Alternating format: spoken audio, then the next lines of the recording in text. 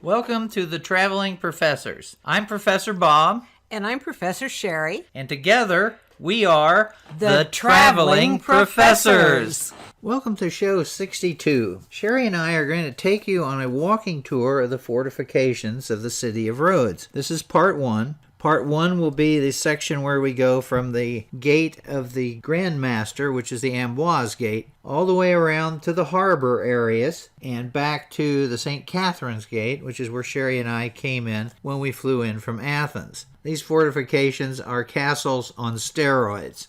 So we're going to break it into two parts. So please enjoy. For those of you who may be unaware, the island of Rhodes, as you can see, is located right here. And we're going to be in Rhodes City, which is at the very tip. Now, the last time we were here, we were talking about the ancient city of Rhodes. This is a medieval text showing a drawing of the city of Rhodes during the Middle Ages. Now, we're particularly looking at 1480 and 1522. Those are the two great assaults on the city by the Ottomans. As you can see, it's pretty heavily fortified. But what's odd about this, remember when we were on the ancient city, there was approximately 100,000 people that lived in the ancient city of Rhodes. And the modern city has about 33,000 people. In the Middle Ages, during this time period where you're going to have the sieges, there are less than 9,000 people living in the city of Rhodes. So you're talking about 2,500 to 3,000 soldiers to defend this, and then the regular general population.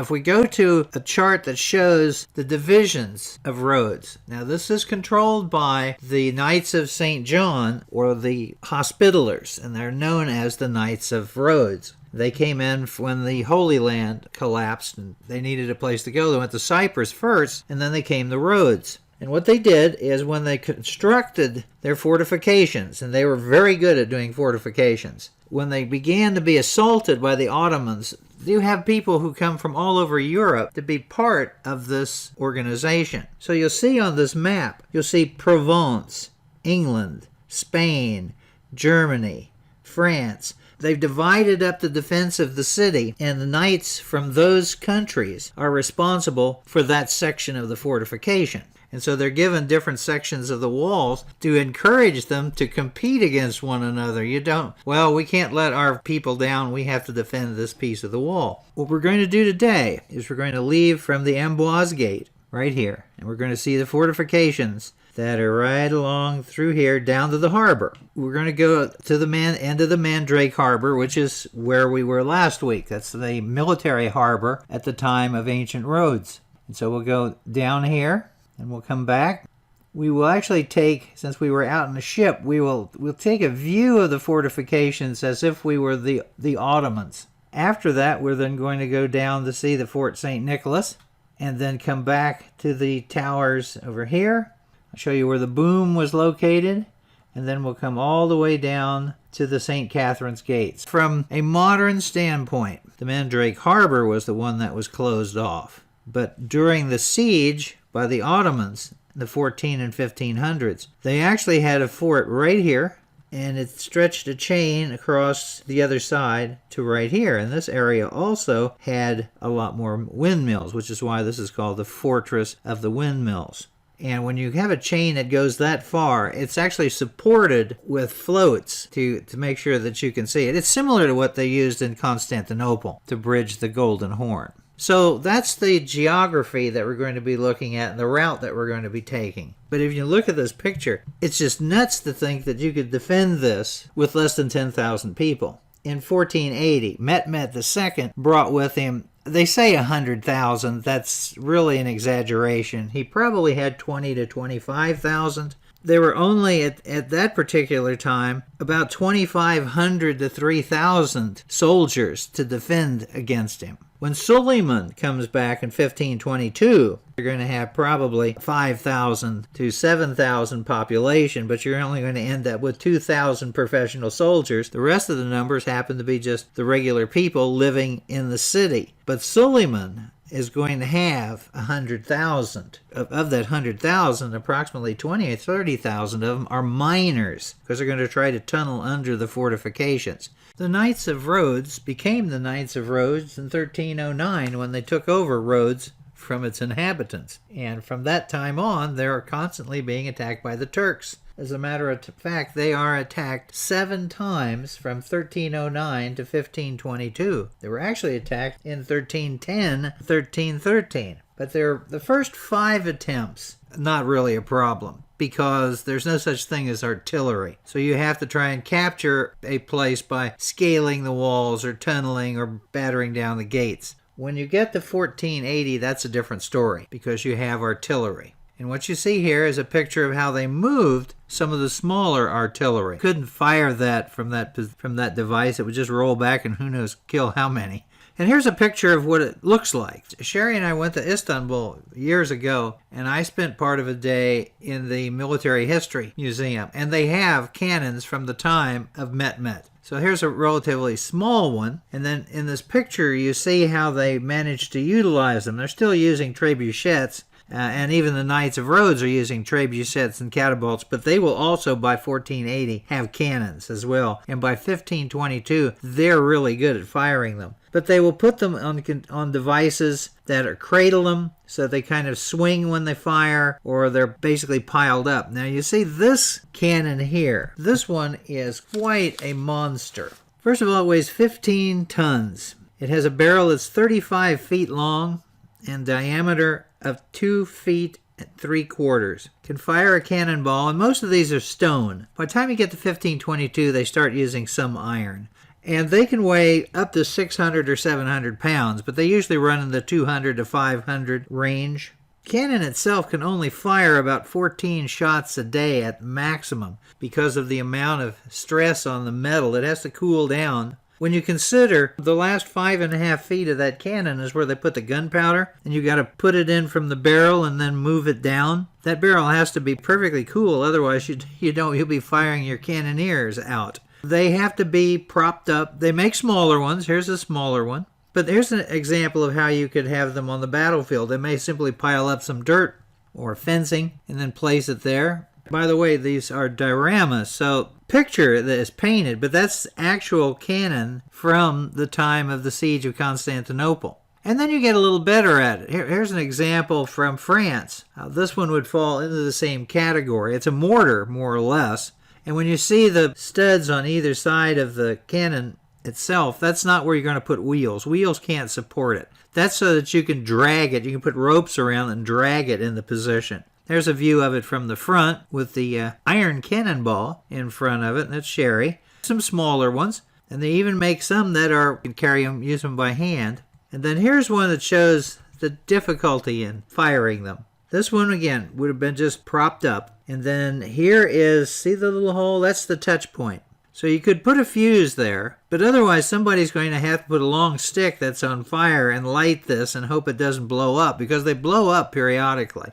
And the biggest problem with the cannons that they're using is that when you fire them, it takes a while to put them back in the position. But they certainly do make quick work of masonry, which is one of the reasons why the fortress that the Knights of Rhodes had in 1480 was massively reinforced by the time Suleiman comes around in 1522. Well, let's begin our walk around the fortifications of Rhodes. We're going to start here at the Amboise Gate, and we're going to go this direction and then down to the harbor. And I'll try to have, where possible, right? Sometimes I have an aerial view, sometimes I have a shot on a different level, and I'll have those included. So here is the first aerial view. There's the Amboise Gate, and we'll be going all the way around down towards this area right here. If you were up on the gate level, this is the view of the fortification of the Amboise Gate, which is quite impressive. But we're going to be down in what is known as the ditch. It's not really a moat, but they refer to it as a ditch. So from the ditch level, this is what the Amboise Gate looks like. So here we go. We're heading underneath the bridge. And then once you get to the other side, here is a view of the walls. You notice they have angles. They're sloped back. And then we see an interesting thing right here that we'll get to in just a second. closer view. This comes out from the wall, and you would have cannons in here, and this would allow you to fire your cannons in the ditch and allow the cannonballs to bounce off the walls. So it's pretty brutal as far as infantry is concerned. And then here's a side view showing the deflection point. Then once you get to the other side, then you start looking up at the other fortifications, which still have emplacements for cannons as well. And this is the way it is all the way around. Now, they may not have had cannons at every location, but they would have them in central locations so that you can move them if you needed to. They don't use this giant cannons that the Turks are using. Continuing on around, here's another defensive position jutting out from the wall, which is relatively low, but if you go around that corner, there we see the massive walls from up above are right near, and this is right behind the Palace of the Grand Master. And then here you can see both sides. You see that even the opposite side of the ditch has masonry. So when you fire your cannonballs, they will certainly roll around. And since they weigh several hundred pounds, they can be really deadly. There's a nice close-up view. This would be an attacker's view. I've been up to the top. If you go up to the top, right along in here, this is what it looks like. They have some cannons from the period jutting out, and they would be able to shoot down that whole line. Then back down into the trench. Actually, we're going around what is known as the Cognac Tower. And then we have this long stretch heading towards what is known as the St. Peter Tower. And again, you get underneath it. By the way, in the modern fortifications, you need to have electricity run. You also have some sewerage stuff that come out. Again, now you're looking down the straightaway of the wall here, and that's going to lead us down towards the harbor. So another stretch. Then we're going to have to make another turn. And now you can see the exit. And so we'll be going out down the far end. When you get towards that gate, they have another one of the cannons, and they have some of the cannonballs. We're heading out to a bazaar area.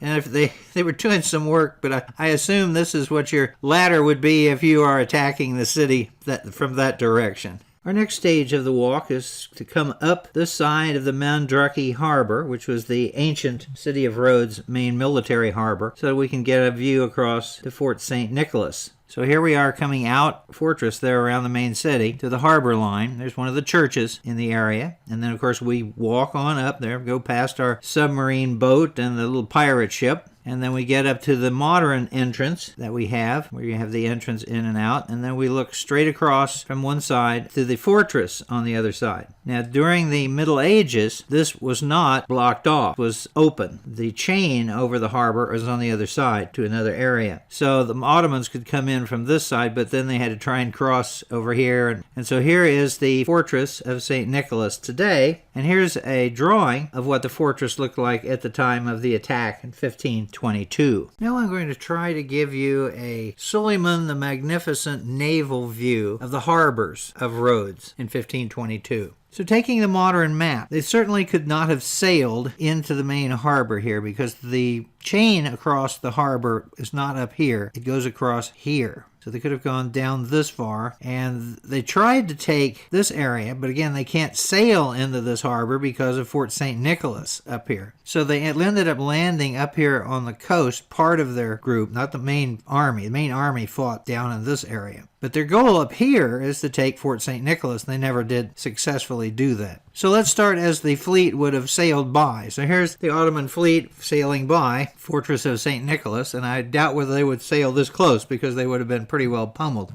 Then they're going to go down that mole where we have the windmills on it, would be heading into the harbor region. So you can see the fortification at this point as you're heading into the harbor, and then looking across to the other side. And then you get about halfway down. Here's a little closer view of the windmills. And now we're starting to see some of the fortifications that are at the end of that mole. And then you see this fortress right here. This is the fort of St. Paul. And this is where you will have one of the chains. So this is one view. Here we are getting ready to pass it, which the Ottomans did not get to do because of the chain. And here we are behind it.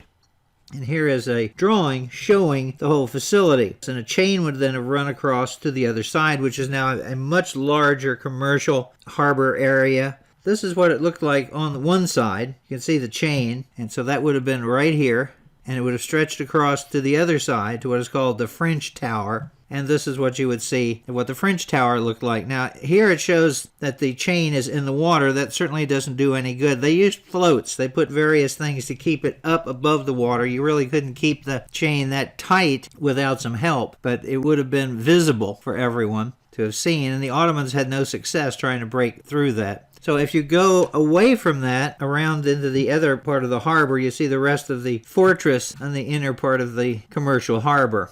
So this goes from the fort of St. Paul, and then it goes off on around another section of it. In the Middle Ages, there wouldn't have been anything. The water would have come right up to the wall. And then ultimately you get to the edge of the city fortifications, and then you would have that mole that would go out there, which also had windmills on it. And then this is an artistic view of what the fortifications looked like in 1522 from that corner.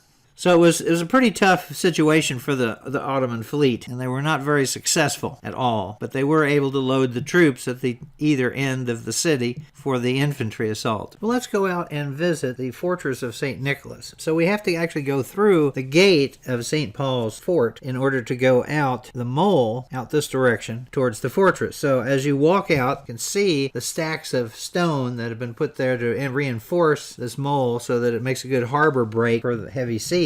And then you see there's the group of windmills. Now this would have been all windmills in the Middle Ages. And like I said before, these ground grain, and they also made gunpowder. And the other mole that was on the other side had even more windmills. Here's a little closer view of them. You can't go in these. So we keep walking further down. Here's the last windmill as we're heading up to the fort. And then we got to the fort. Here's Fort St. Nicholas. About this point, we ran into some people coming back the other direction, and they told us that it wasn't open today. And so we didn't go any further so we turned around and then walked back down the mole, and now we're going to go and visit the fortress of St. Paul. So now we're going to enter the tower and the fort of St. Paul. So we're coming down the mole. There's one of the gates, and then you can see the fort off to the left-hand side here. And it's, quite imposing. And it kind of connects the two parts of the city, or the two harbors. Turn at the gate, and then we head towards the fortress. This is the St. Paul's Gate with a barbican back behind it. And then when you go through there, you're inside this whole series of fort walls. So these are the inner walls, the big round towers. And then here are the sea level ports on the wall so that you can put your cannons and point them out. So here's a view of the kind of the courtyard where all this artillery firepower would be located. So this is looking straight out to sea.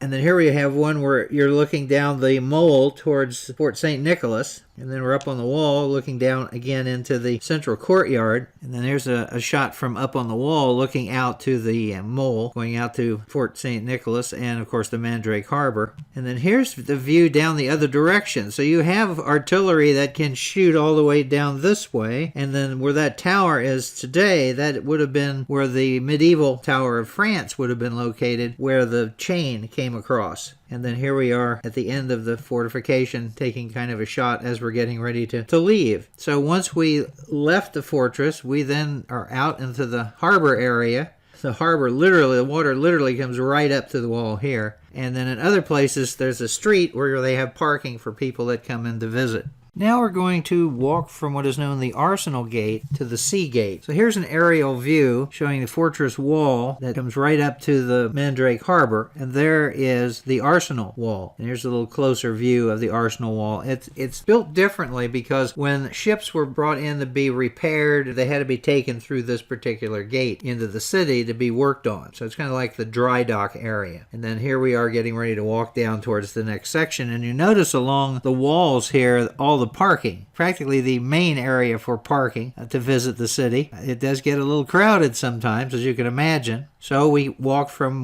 this section to the next set of walls where we have our towers, and again, more towers. And then you start seeing where we're headed. We're headed towards these rounded towers up here, which of course is the Arsenal Wall. See this little entrance here? This is another little fortification. Look at the thickness of the walls at this particular spot. And then finally we get down to the area where you have the entrance to the Great Sea Gate fortification. Well, leaving the Sea Gate, we'll now walk from the Sea Gate to the St. Catherine's Gate. This area is pretty much the same type of wall. Of course, it was very heavily protected from the fact that you had the chain that went across it in the Middle Ages, so you really couldn't get too close as far as the Turks were concerned to fire on it. It has this nice gentle curve, so here you see towers up ahead.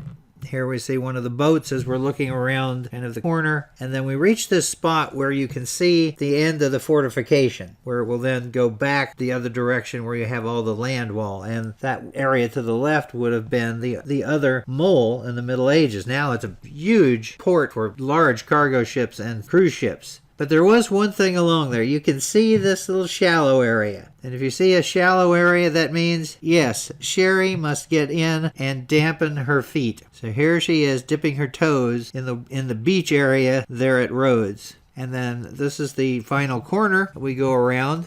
And then here's the St. Catherine's Gate. And a couple of blocks later, we're back at our hotel, having a nice, relaxing evening, getting ready to get something to eat after we've had a rest. Sherry and I hope you enjoyed the tour. Please come by our YouTube channel at Bob Packett, and please subscribe and leave some comments. Thank you very much. I've been doing podcasting on history for over 15 years. I've got over 4,000 shows, and I've done CDs, which of course can be sent out as USBs. So if you would really like to get more on history for free, then come by my website, as you see here, historyaccordingtobob.com, and see what's there. So thank you very much again.